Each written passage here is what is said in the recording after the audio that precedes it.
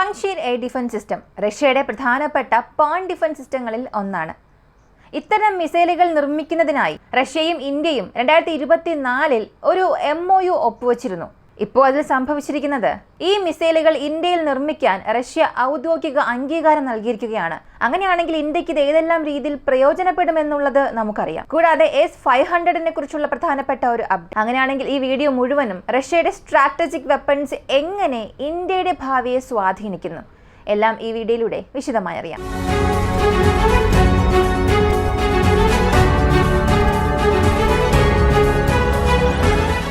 ഇന്ത്യയും റഷ്യയും തമ്മിലുള്ള സൗഹൃദ ബന്ധത്തെക്കുറിച്ച് നമ്മൾ പലതവണ സംസാരിച്ചിട്ടുണ്ട്. ഇപ്പോൾ ആ വിഷയത്തിലേക്ക് പോകേണ്ടതില്ല. സ്ട്രാറ്റജിക് പാർട്ട്ണർഷിപ്പ് എന്ന് നോക്കിയാൽ ഇന്ന് ഇന്ത്യക്ക് ടോപ്പ് ലെവൽ പങ്കാളിയായുള്ളത് റഷ്യയാണ്. വ്യവസായമായാലും അമേരിക്കയുടെ സമ്മർദ്ദമായാലും പ്രതിരോധ മേഖലയായാലും റഷ്യ ഇന്ത്യയെ അനവധി മേഖലകളിൽ സഹായിച്ചിട്ടുണ്ട്, ഇപ്പോഴും സഹായിച്ചുകൊണ്ടിരിക്കുകയാണ്. അതുപോലെ ഇന്ത്യയും പല രംഗങ്ങളിലും റഷ്യയെ പിന്തുണച്ചിട്ടുണ്ട്. രണ്ട് രാജ്യങ്ങളും അടുത്ത ഘട്ടത്തിലേക്ക് പോകണം എന്നുണ്ടെങ്കിൽ മിലിറ്ററി ബന്ധം കൂടുതൽ ആഴത്തിൽ ശക്തമാക്കണം. കാരണം ഇന്ത്യയുടെ പ്രതിരോധ ഉൽപാദനം ഇന്നും പ്രാരംഭഘട്ടത്തിലാണ്. ഈ ഒരു ഘട്ടത്തിൽ റഷ്യയിൽ നിന്നും പൂർണ്ണമായി മാറി നിൽക്കുന്നത് അത് ഭാവിയിലെ വലിയ പ്രശ്നങ്ങൾക്ക് വീണ്ടും കാരണമായി മാറും. ഇന്നത്തെ നിരവധി ഇന്ത്യൻ ആയുധ ഉൽപാദന പദ്ധതികളിൽ റഷ്യൻ ടെക്നോളജിയാണ് അടിസ്ഥാനമായിട്ടുള്ളത്.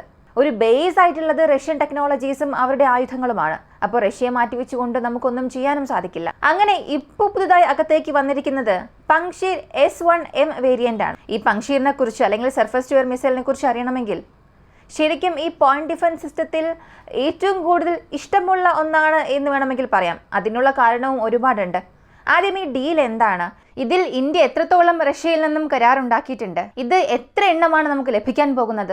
ഇങ്ങനെ ചില ഡാറ്റാസോടുകൂടി നമുക്കറിയാം. 2024 നവംബർ മാസം ഭാരത് ഡൈനാമിക്സ് ലിമിറ്റഡ് BDL എന്ന ഇന്ത്യയുടെ പ്രതിരോധ കമ്പനിയും റഷ്യയുടെ റോസ്ബോറോൺ എക്സ്പോർട്ടും ചേർന്ന് ഒരു MOU ഒപ്പുവച്ചു. അതിൽ പറയുന്നത് 1 മുതൽ 6 യൂണിറ്റ് വരെയുള്ള പങ്ഷീർ മിസൈൽ സിസ്റ്റവും അവയുടെ ടെക്നോളജി ട്രാൻസ്ഫറും ഇന്ത്യക്ക് നൽകും. ഇന്ത്യയിൽ തന്നെ മിസൈൽ നിർമ്മാണവും തുടങ്ങും. ഇതാണ് ഈ MOUയുടെ പ്രധാനപ്പെട്ട ഘടകങ്ങൾ. ഇന്ത്യക്ക് ഇതിനകം തന്നെ പല എയർ ഡിഫൻസ് സിസ്റ്റംസ് ഉണ്ടല്ലോ, പിന്നെയും എന്തിനാണ് പങ്ഷീർ എന്ന് ചോദിക്കാം. ഇത് വളരെ പ്രധാനപ്പെട്ട ഒരു ചോദ്യമാണ്. ഇന്ത്യക്കിപ്പോൾ S-400 ആകാശ സിസ്റ്റം, സുദർശൻ ചക്ര പ്രോജക്റ്റ് ഉണ്ട്, ഇന്ദ്രജാൽ പോലെ ആന്റി ഡ്രോൺ സിസ്റ്റം, മറ്റു പോയിന്റ് ഡിഫൻസ് ലെയറുകളെല്ലാം ഉണ്ട്. പിന്നെയും നമുക്ക് എന്തുകൊണ്ട് പങ്ഷീറിന്റെ ആവശ്യകത വരുന്നു എന്നറിയണം. അതിനെക്കുറിച്ച് അറിയണമെങ്കിൽ ഈ പങ്ഷീർ നമുക്ക് വളരെ വളരെ ആവശ്യമായ ഒന്നാണ്. ഇതിന് 2 പ്രധാനപ്പെട്ട ഉപയോഗങ്ങളുണ്ട്: ആക്റ്റീവ് പ്രൊട്ടക്ഷനും പാസീവ് പ്രൊട്ടക്ഷനും. ആദ്യം ആക്റ്റീവ് പ്രൊട്ടക്ഷൻ എന്താണെന്ന് അറിയാം. ഒരു പ്രത്യേക പ്രദേശത്തെ നേരിട്ട് സംരക്ഷിക്കുന്നതാണ്. ഉദാഹരണത്തിന് ഇന്ത്യയുടെ പാർലമെന്റ്, നേവി ബേസുകൾ, മിലിറ്ററി ഹെഡ്ക്വാർട്ടേഴ്സ്, എയർബേസുകൾ, ആർമി ക്യാമ്പുകൾ, ഇത്തരത്തിലുള്ള സ്ഥലങ്ങളെ 360 ഡിഗ്രി രീതിയിൽ 15 കിലോമീറ്റർ വരെയുള്ള മുഴുവൻ ആക്രമണങ്ങളിൽ നിന്നും ഈ പങ്ഷീർ സംരക്ഷിക്കും. അതായത് ലോ ഫ്ലൈയിങ് ക്രൂയിസ് മിസൈലുകൾ, ചില ബാലിസ്റ്റിക് മിസൈലുകളുടെ ഭീഷണി, ഡ്രോണുകൾ, റോക്കറ്റുകൾ, ഇവയെല്ലാം നിഷ്പ്രഭമാക്കാൻ പങ്ഷീറിന് സാധിക്കും. ഈ പങ്ഷീറിന് 30 mm ഗൺസ് ഉണ്ട്. കൂടാതെ മിസൈൽ ഇന്റർസെപ്റ്ററുകളുമുണ്ട്. ഇതൊക്കെയാണ് ലോകത്തിലെ മികച്ച പോയിന്റ് ഡിഫൻസ് സിസ്റ്റങ്ങളിൽ ഒന്നായി ഈ പങ്ഷീറിനെ മാറ്റുന്നത്. അടുത്തത് പാസീവ് പ്രൊട്ടക്ഷൻ ആണ്. അതായത് വലിയ സിസ്റ്റങ്ങളെ സംരക്ഷിക്കുന്നത്. ഉദാഹരണത്തിന് S-400 യൂണിറ്റുകൾ. എതിരാളികൾ ഒരു $10,000 വിലയുള്ള ഡ്രോൺ അയച്ച് ആക്രമിച്ചാൽ ഇന്ത്യക്ക് അതിനെതിരെ S-400 മിസൈൽ ഉപയോഗിക്കുന്നത് പ്രായോഗികമേ അല്ല. ഇവയൊക്കെ ഏകദേശം $3 മുതൽ $5 മില്യൺ വിലയുള്ളതൊക്കെയാണ്. അപ്പൊ അവിടെ നമുക്ക് ഉപയോഗിക്കാൻ പറ്റുന്നതാണ് പങ്ഷീർ. ഇത് S-400 പോലുള്ള വലിയ വില കൂടിയ സംവിധാനങ്ങൾക്ക് ചുറ്റും സുരക്ഷിതമാക്കുന്ന ഒരു പാളിയായി പ്രവർത്തിക്കും. അപ്പോൾ പങ്ഷീർ എന്നത് ഇന്ത്യക്ക് അത്യന്താപേക്ഷിതമായ ഒരു സിസ്റ്റമാണ്. എന്നാൽ ഇവിടെ ഇന്ത്യ ഏത് വേരിയന്റ് ആണ് വാങ്ങാൻ പോകുന്നത്? പങ്ഷീറിന് S വേരിയന്റ് ഉണ്ട്, S-1 വേരിയന്റ് ഉണ്ട്, S-1M വേരിയന്റ് ഉണ്ട്, SA വേരിയന്റ് ഉണ്ട്. ഇങ്ങനെ പല മോഡലുകളുണ്ട്. ഇവയിൽ ഇന്ത്യ S-1M വേരിയന്റ് ആണ് പരിഗണിക്കുന്നത്. ഏറ്റവും പുതിയതും പുതിയ ഇന്റർസെപ്റ്റർ ശേഷിയുള്ളതുമാണിത്. റഷ്യ ഉക്രൈൻ യുദ്ധത്തിൽ ഇതുവരെയും ഒരു തവണ പോലും പങ്ഷീർ സിസ്റ്റം ഉറപ്പായും നശിപ്പിച്ചു എന്നുള്ളതിന്റെ ഒരു ഉറച്ച തെളിവ് പോലും പുറത്തു വന്നിട്ടില്ല.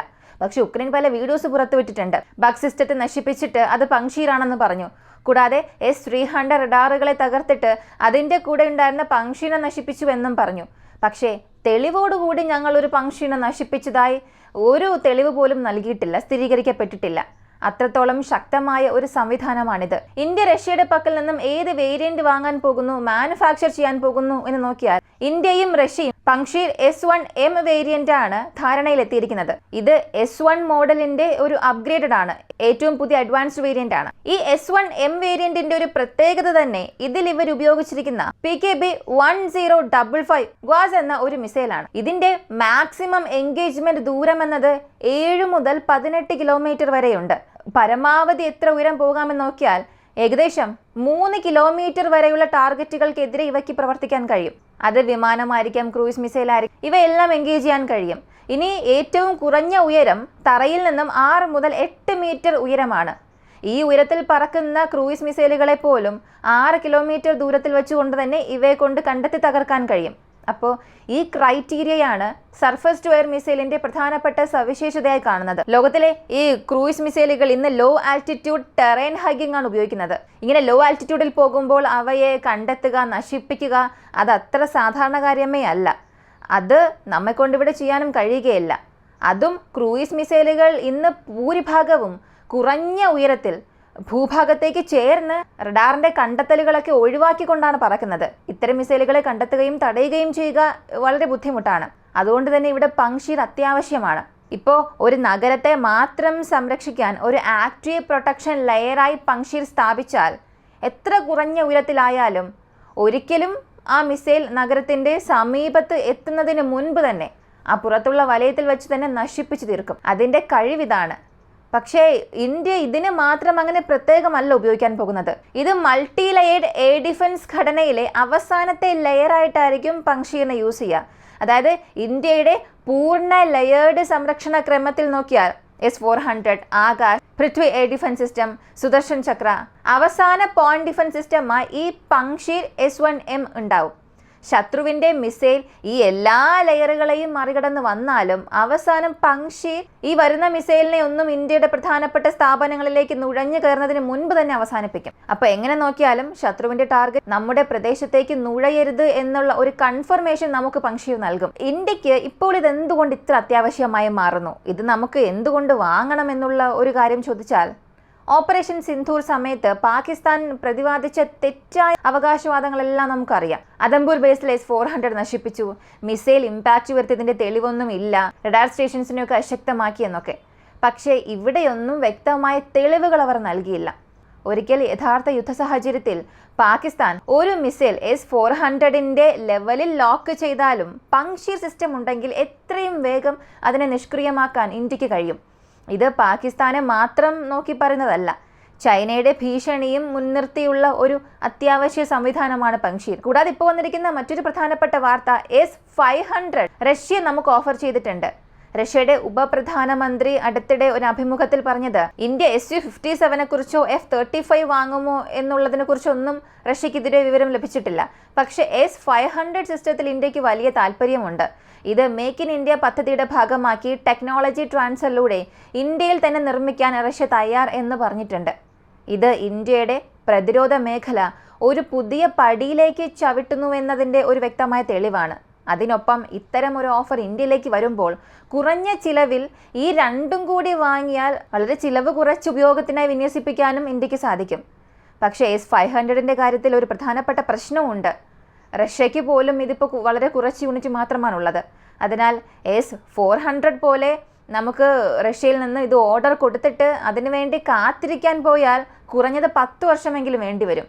എന്നാൽ റഷ്യ ഈ ഓഫർ ഇന്ത്യക്ക് നൽകുന്ന ഘട്ടത്തിൽ തന്നെ ഇതിൻ്റെ ഉൽപ്പാദന പ്ലാന്റ്, ഒരു പ്രൊഡക്ഷൻ പ്ലാന്റ് ഇന്ത്യയിൽ തന്നെ സ്ഥാപിച്ചാൽ അടുത്തൊരു 3-4 വർഷത്തിനുള്ളിൽ ഇത് പൂർണ്ണമായും പ്രവർത്തനക്ഷമമാക്കാൻ ഇന്ത്യക്ക് സാധിക്കും.